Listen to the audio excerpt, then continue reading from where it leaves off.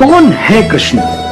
पूर्ण परमात्मा, 16 कलाओं के स्वामी, ऐसे परम ज्ञानी के गीता का ज्ञान देते हैं, ऐसे सदाचारी के द्रौपदी की लाज बचाते हैं, ऐसे बलशाली के गोवर्धन उंगली पर उठा लेते हैं, और ऐसे तेजस्वी के हस्तिनापुर की राजसभा में दुर्योधन उन्हें बांधने के लिए आगे बढ़ता है तो अपना विराट स्वरूप दिखाकर समूचे ब्रह्मांड को अचंभित कर देते हैं।